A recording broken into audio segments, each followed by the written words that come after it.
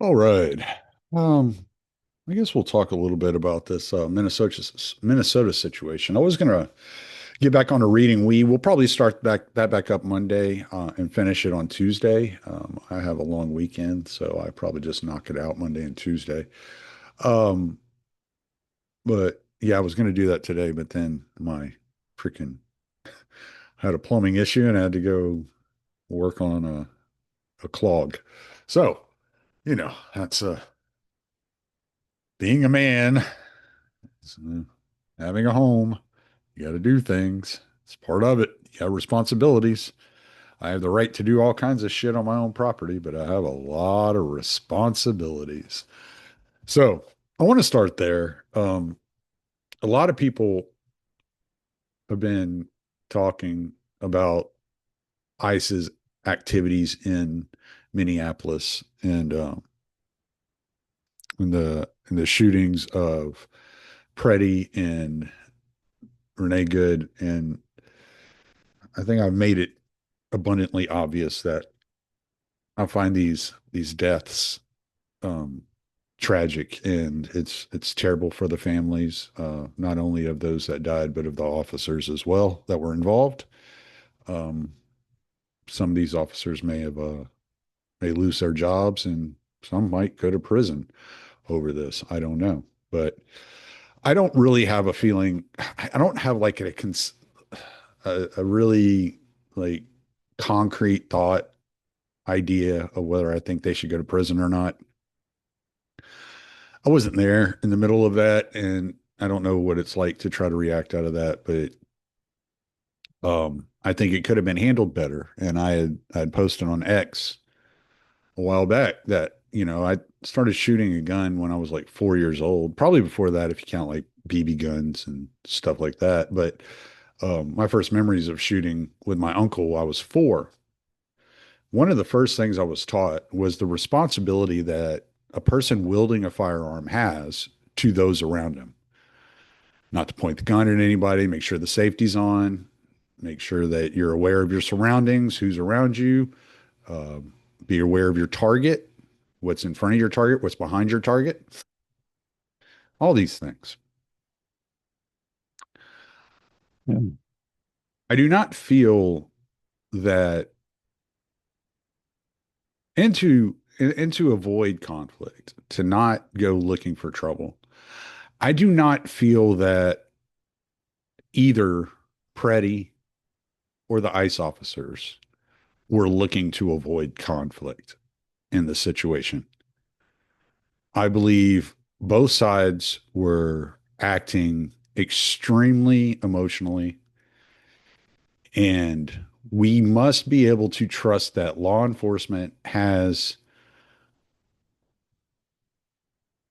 more more self-control than what I feel like I saw. That doesn't mean I blame the officers for the circumstances and the situation. Things get chaotic. If you put somebody, I remember going through drills. I never saw active battle, but going through drills and the chaos that's occurring as the entire platoon that you're in is yelling back and forth directions, who's where, what's going on. There are grenades going off. There's gunfire. Um, you're looking for movement because you don't want to just fire into and waste your ammunition on nothing, you know.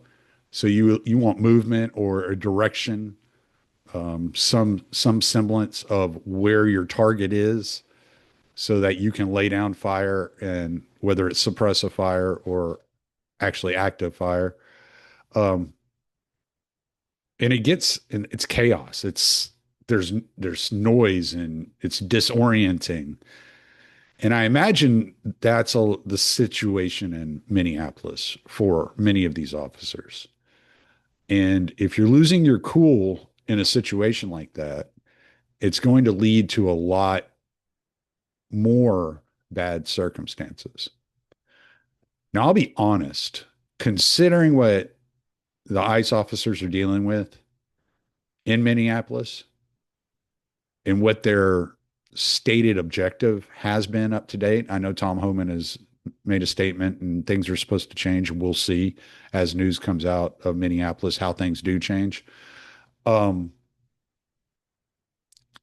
with the stated objective they had, with the chaos that was going on around them, the whistles, the horn honking, people screaming at them, spitting at them, getting in their way, obstructing them. That's a lot of chaos. And then you add on top of it the threat, the possible threat of someone having a firearm. I believe it has been CBS has reported that the firearm did not negligently discharge. We'll still have to wait and see what the actual reports come out from the investigation of the FBI says, whether the firearm did or not. It won't be difficult to figure out if the firearm discharged at that time. So, you know, and then somebody's yelling gun. This guy has his phone in his hand and he's holding it kind of like this weird angle.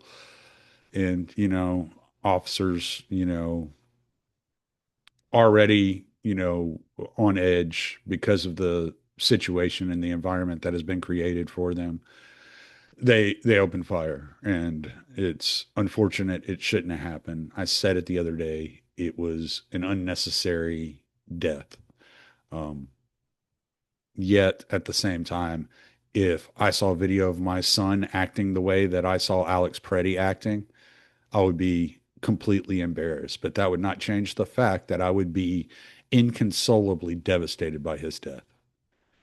So his behavior was embarrassing to his family, and his death is tragic and devastating to his family. And we just have to be aware of that and have some sort of humanity, Christian decency about the death of this man.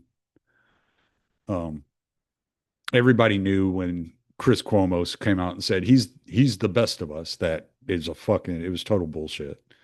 The best of us does not get involved in situations like that. Um, Obstructing federal law enforcement, whether we agreed with their stated goal or not, you're not going to go just put yourself in the way of federal law enforcement. Um, you didn't see this type of stuff happen in Waco. Like you didn't have civilians running in and getting in the way of the ATF and the FBI in Waco because people know that when federal law enforcement is on an objective and they have their eyes set and targeted on that objective, that at best you'll go to prison and at worst you end up dead. And that's not good for you at all. It doesn't mean that everything they're doing is done properly. But again, consider the stated objective, consider everything that's been going on. The fact that there's only been 2 deaths in Minneapolis is a godsend and it's a blessing.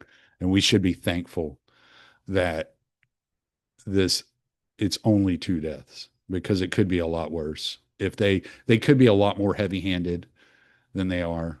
But unfortunately, we expect perfection from our law enforcement officers. We expect them to carry out a job that we hire them to do. We expect them to carry it out and do so perfectly and without innocent casualties. No matter what you think about the people and what they're protesting for, actually agitating for, whatever, however you want to say it.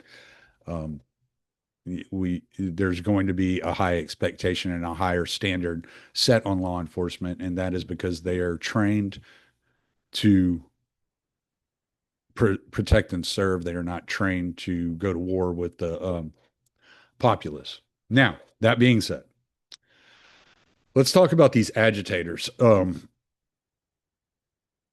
Because I don't find myself on either side, ICE nor the protest. I'm just kind of like, this is a fucking shit show. Like you didn't see this in New Orleans. You don't see this in Texas. You don't see this, in Florida. You don't see this anywhere else. Memphis, you didn't have this issue. Even in DC when the National Guard were out there, you didn't see this kind of activity. So what is actually going on in Minneapolis. And so I'm going to screen share here. I'm going to share sound, but I don't think we're going to be playing any videos. But okay, screen sharing. Okay, so this is Cam Higby's pinned post from where he infiltrated the Signal chat.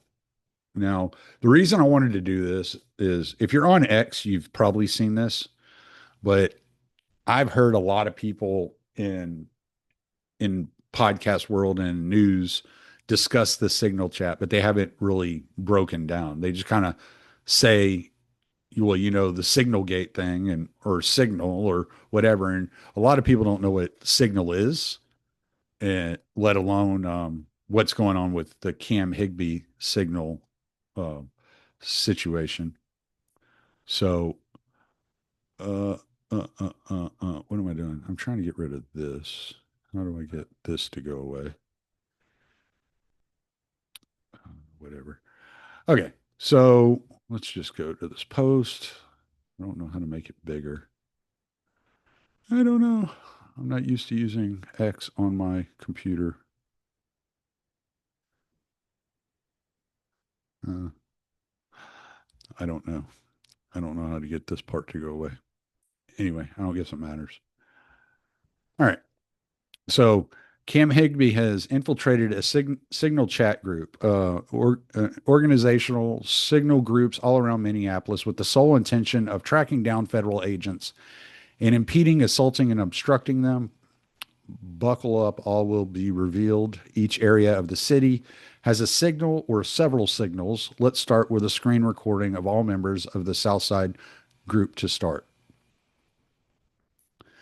Minneapolis signal infiltrated. I have been undercover inside the group for days. You'll notice emojis next to people's names. Here's a key for what those emojis mean. The highlighted positions are the most crucial. Most are self explanatory. Mobile patrols spend their entire shift searching for suspicious vehicles. When they find one, they send it to the group so that plate checkers can compare with their database and see if it's a known federal vehicle or if the patrol can make the confirmation so that the database can be updated. Dispatch runs a maxed out call all day telling protesters where ICE has been spotted and how they can be impeded. For each occupation or shift position, protesters have to undergo training. It's unclear what the training entails, other than numerous slides of instructions. I've seen it mentioned repeatedly who is paying for all of this. Well, we will get into that here in a minute. Each chat for a specific part of each city has smaller districts broken up within it called patrol zones, which guide ICE chasers on where they should be positioned. And as you see, these are color coded, and it's zone. Well, I guess I could zoom in here.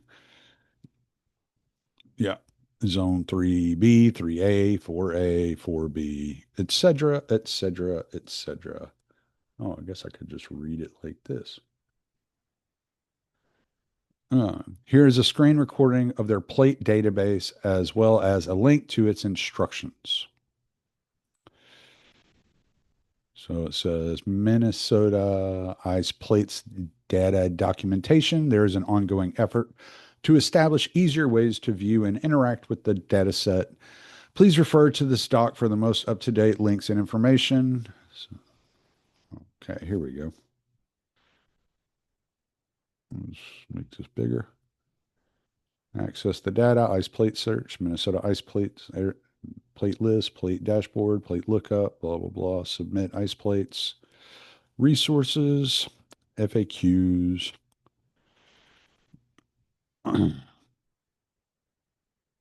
So they just so basically what we're looking at is the citizens of Minnesota have set up a parallel law enforcement organization, or what one might call militia. Here is a screenshot of the active dispatch call. It's always active as well as a shift change. You can see folks are changing their emojis, clocking in and out. I'll also attach below a video of dispatch actually tracking the vehicle I was in, claiming that we were confirmed ICE. They constantly misidentify vehicles. Pay attention to emojis tagged on plate checks. So there's the chat. White Chevy Silverado with the newly changed plates with the coexist sticker on the back. We're on Irving and Lake Street going north on Irving. We seem to be the only commuters following. Just wanted to give an update on our location. Thank you. Do you have anyone in the car with you? Yes, I do. Lovely. Thank you. And we are getting a photo sent to the chat for confirmation. That's crazy.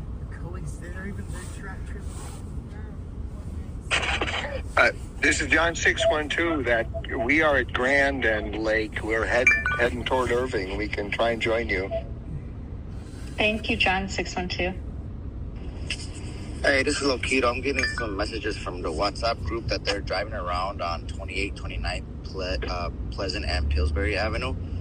If you want to swing by there first, I'm making my way down that way as well. I am on Lake and Park. I'll relay to the Spanish chat, or sorry, relay to the Uptown Whittier. Tired. Thanks, Aaron. That Ford just gray Ford just last On the car. That's us. It's empty. But Please go on mute. John 612, please go on mute. It's gonna be a right. The next right.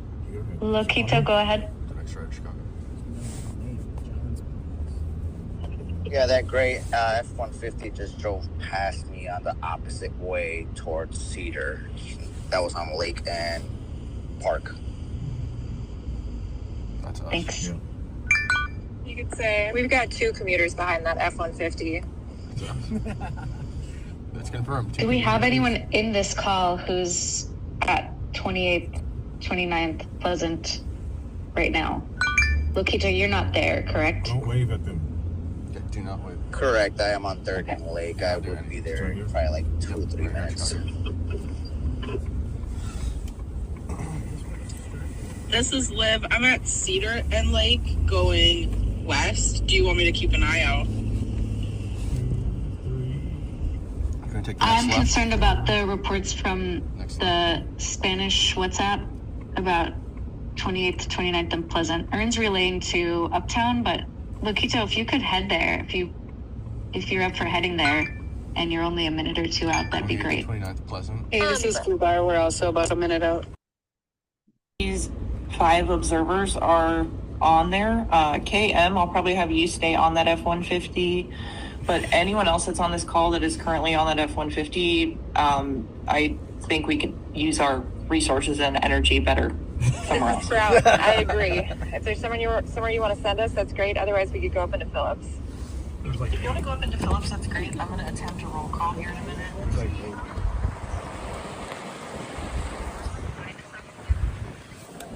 Got it. Sprout, do you have a passenger? Yeah, I do. Okay, KM, you disengage.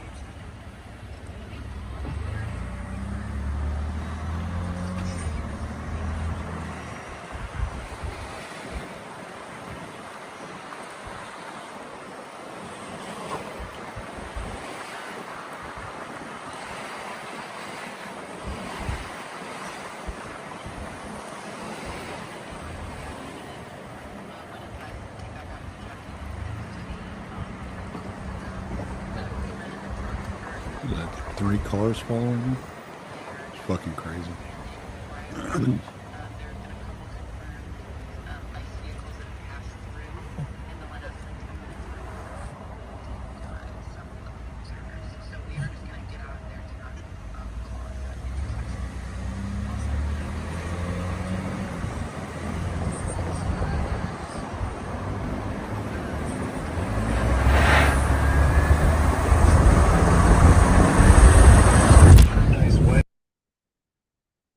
All right. So there's that, which says, here is a recording of protesters actively tailing the vehicle I was in, labeling me as ICE, and instructing commuters, ICE chasers, to follow me. White Chevy Silverado with the White Chevy Silverado with the newly changed plates with the coexist sticker on the back. We're on Irving and Lake Street going Okay, north we already on heard this. We're not ICE. Why are you guys following us? And they leave like right when we get out of the car. We're not ICE. We're not ICE. We're following them because they were following us. No? You look suspicious as fuck. Wait. So should people follow and harass any suspicious looking person? Harassing you. Get out of here. Why are you guys following us? Because you're fucking ICE. We're not ICE. Oh, and they... Not ICE. Not in an ICE vehicle, right? No. we're Right, not. get in your truck and get the fuck out. Why? Because you need to go. Confirmed ICE. Get the We're fuck not out. ICE. American citizens. Yeah, same as the people that you're abducting. Get out. We're not Please go. because we're being followed. They're following us, and they came up. We didn't even know they were following us until they came up and said, "We've been following you, you porter, independent journalist." report something. Okay. Go to the airport. We don't want people following us. Go to the airport. And hurting us when we get They're home. not going to hurt They you. think They're we're going to stay us. right behind you. They're going Yeah, to stay right all behind the way you. back to where we're staying, right? Great. Yeah, no, we don't want that. It's why we're Americans. Why are we being forced out of a neighborhood? We're reporters. We have Americans being detained.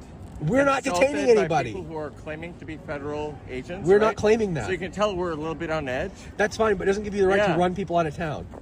Yeah. So why are you here though? I mean, We're Are you going reporters. to join the protest against We ICE? are reporters. You're reporters with who? I'm an independent journalist. I sell my Independent footage. journalist? What's your handle? What's my handle? Yeah. I sell my footage. Really? Yeah, you're Yes. pretty established. I sell my Where are your footage. press credentials? I have them in my pocket. I showed them Do you have repeatedly. press credentials? Yes, they're in my pocket. 1 second.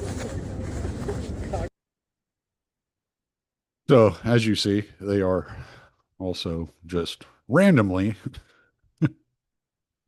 harassing people and telling them they don't belong there, which is fine. If they want to be Mogadishu, like I said before, we can just build a wall around sanctuary cities and leave them as open air prisons if that's what they want. But it's very strange to be harassing people.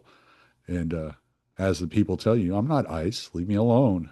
I'm just kind of cruising around, taking a look at the area. He might have been looking for a house. There's no telling who this guy is. They don't know who he is. And because they don't know who he is, they just assume he's ICE. A new group chat for each zone is made each day. The chats are dated and deleted at the end of each day. This is likely to avoid detection, record keeping, and consequences. By midday, by midday, I think is what he meant to say. The group chats hit maximum capacity, 1,000 people allowed by signal, and people who are not chasing federal agents are asked to leave to create room for those who are. The dispatch calls also reach maximum capacity constantly. I believe it's 50 people maximum, which means at any given time in each small zone, there are 50 people chasing agents.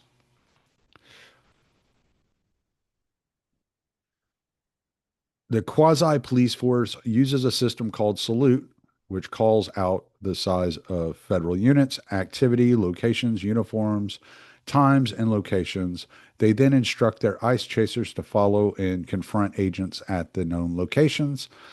Salute stands for size/strength, actions, activity, location, uniform, clothes, time and date, and equipment. They are everywhere, and local police are cooperating. Here, an observer calls out a possible agent, but says she's just out walking her dog, so can't continue on. Dispatch called for backup. Also below is a message indicating that local PD may get involved if ICE hinders public safety. So there's the lady saying, I'm walking my dog. Are you able to see the drivers? Not clearly, on foot walking the dog, so I had to leave the scene. Not clearly, on foot walking the dog, so I had to leave the scene.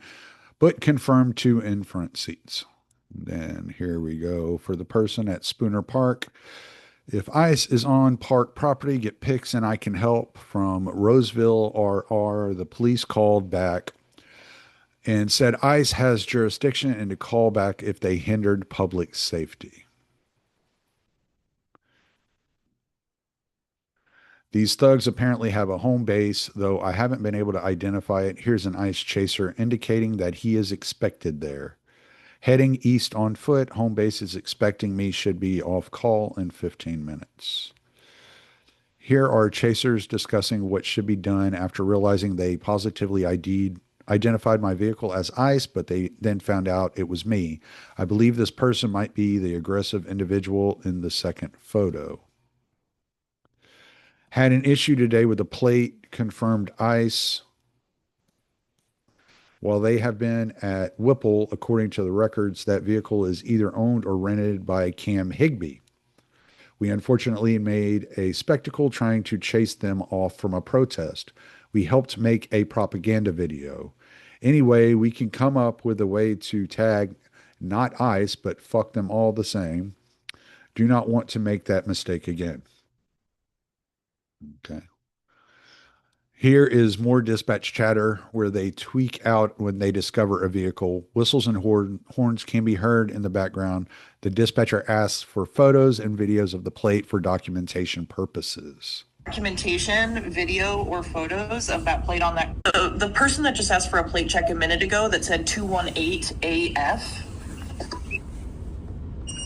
Yeah, it's a white Chevy pickup truck.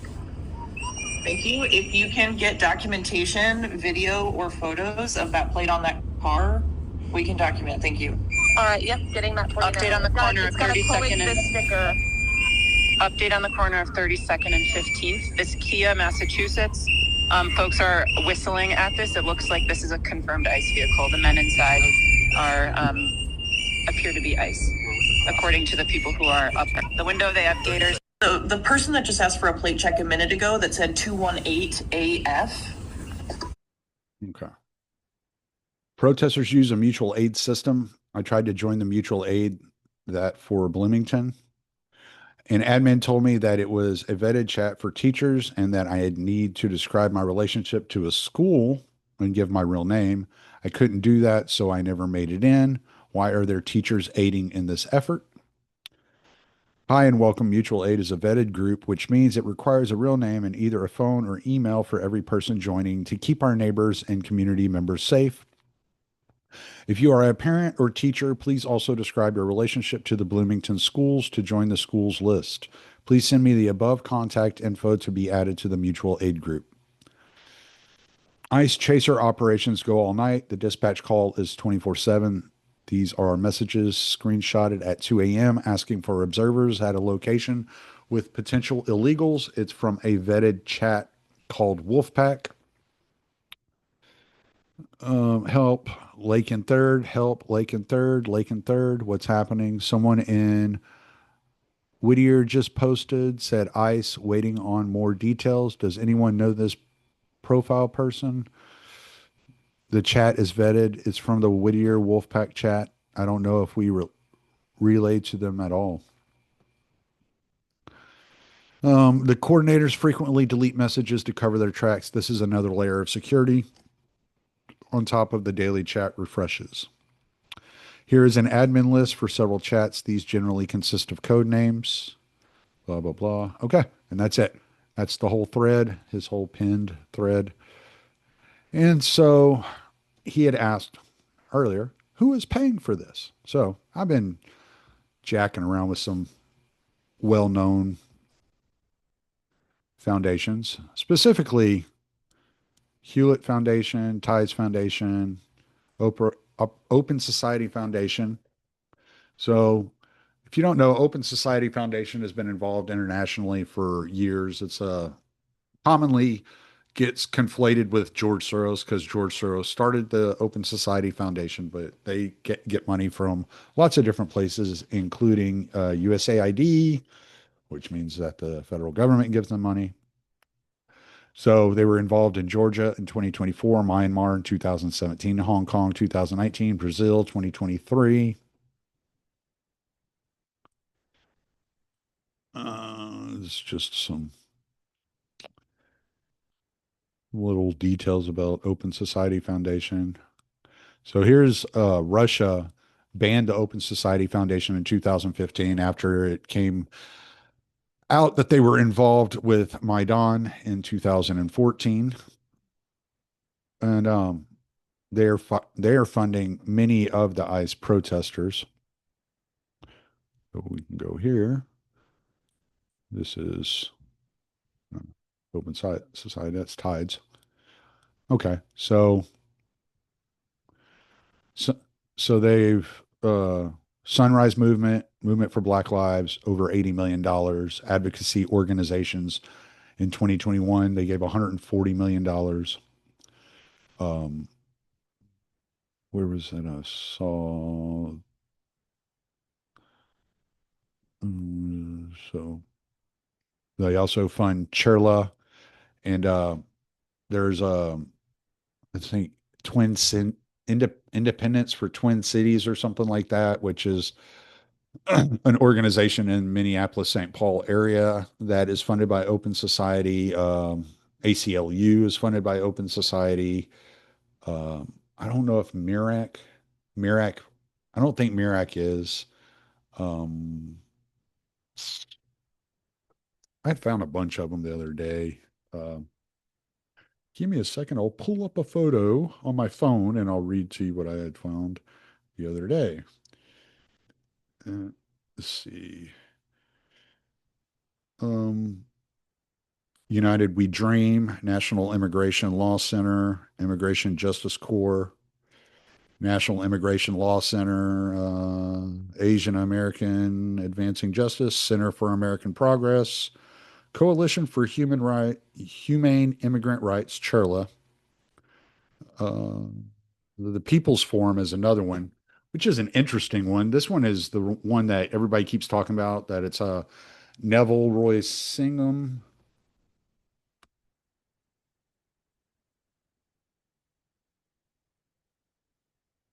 So People's Forum was started by Neville Roy Singham, that mainly operates in New York City. They do a lot of programs in New York City, but something caught my eye the other day. So they have this 1804 Books, which is an affiliate site. So I'm not sure where the People's Forum is giving in Minneapolis. I have found different organizations in New York City that they give money to, but not in Minneapolis. But if you go to their books and shop all, they have this interesting book here. Let me see if I can find it. These are all socialist books, activist books.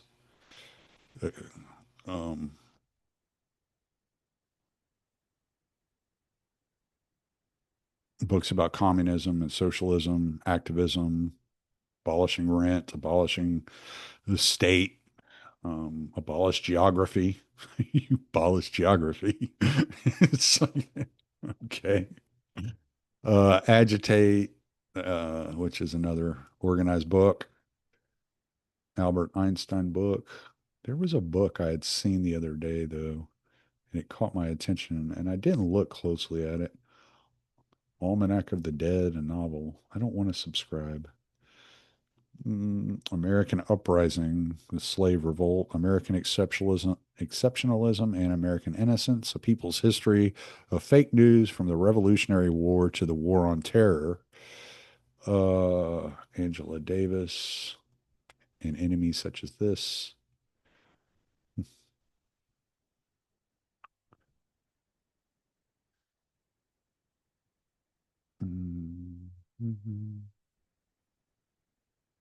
Marxism and National Liberation. Becoming Abolitionists. Becoming Ghosts. I'm going to have to send this to Scott and tell him that the Libertarian Institute needs to get to work. Man, we need more books. I know he's working on it. Black Marxism. Blah, blah, blah, blah, blah. Bolsheviks in El Podor. Brokers of Deceit, How the U.S. has Undermined Peace in the Middle East. Building the Commune, Bury the Collapse, the Corpse of Colonialism, the Revolutionary Feminist Conference of 1949. Karl Marx, dos Capital, Capitalism, Coronavirus and War, Capitalism and Slavery, CARE. Oh, speaking of which, CARE, Center of American Islamic Reform or whatever, they're also getting funded by Open Society. Um, So as you can see, though, the Open Society was funding not only foreign revolutionary movements, but they're also funding revolutionary movements here in the US. Here it is. China's Revolution and the Quest for a Socialist Future. It's just struck me as interesting sounding, and it's written by Ken Hammond. Between the end of the Opium War in 1842 and the establishment of the People's Republic in 1949, China, long the most prosperous and sophisticated country in the world, was subjected to the military, economic, and political domination of Western imperialism. The old dynastic system was overthrown in 1911, and in 1921 the Communist Party was formed, which led the revolutionary struggle over the next 3 decades. Since the founding of the PRC, China has pursued its distinctive path of socialist construction, a challenging and often contentious process which is still unfolding today. This volume traces the crisis of old China and the course of the revolutionary struggle up to 1949 and follows the development of new China through the era of Mao Zedong leadership, the launching of reform under Deng Xiaoping, and the beginning of a new era under the leadership of Xi Jinping. China's use of market mechanisms to develop the productive economy has generated contradictions as well as dramatic growth, and China has achieved great things in education, healthcare, and the provision of other social services. But the process of socialist construction remains an unfinished and ongoing venture, and the future of the revolution is very much a work in progress. All right. So as you see, there's a lot of like socialists and Marxists and NGOs involved in all this nonsense. And we are just supposed to accept that and act like, oh no, this is just normal stuff. Well, obviously what they do is they go out, they propagandize and create vitriol in the public to mobilize some grassroots activists, and they get them involved. But there is funding going to organizing these protests coming from NGOs that are run by Neville Singham out of China. He lives in I think he lives not in Laos. Where's he live? I can't remember exactly where he lives now. I think he's in Beijing, but he lives in China. He has ties to the Chinese Communist Party, and he is a billionaire that has been funding the People's Forum and many protest movements in the United States for years. You have the Open Society Foundation, which has operated in color revolutions around the world, got thrown out of Russia for its for the $1 billion that it was funneling into activist organizations prior to the 2011 snow revolution in Russia.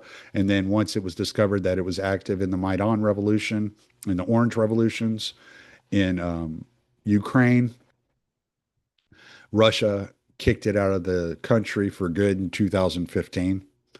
So when you look at all this that's going on, you don't have to like ICE. You don't have to be a fan of ICE, but recognize that the same people that were constructing these color revolutions around the globe are the ones funding these agitators around the US, whether in Chicago, LA, New York City, or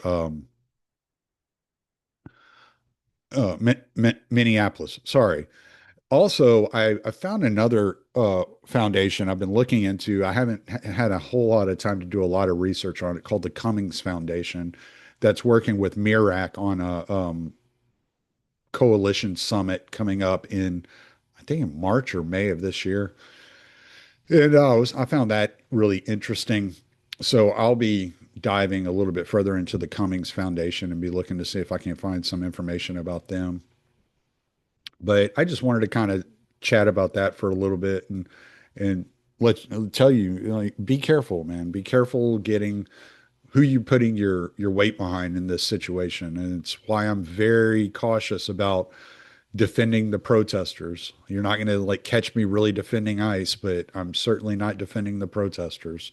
But at the same time, I can be human enough to say, you know what, I don't want to see anybody lose their life unnecessarily, and I don't want to see somebody ruin their career or their family life unnecessarily over all this nonsense that is obviously being funded from NGOs that are looking to maintain the World Economic Forum and NATO dominance in Europe. So just be real careful. I mean, the George Soroses, the Neville Singhams, the Klaus Schwabs, the Hans-Jörg Wyses, they're always working behind the scenes.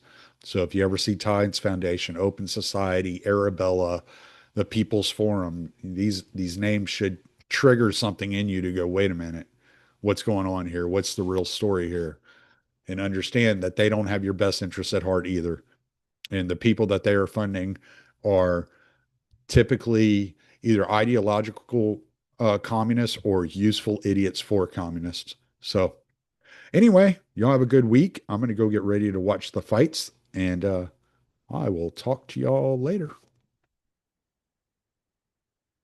Figure out how to stop the damn thing.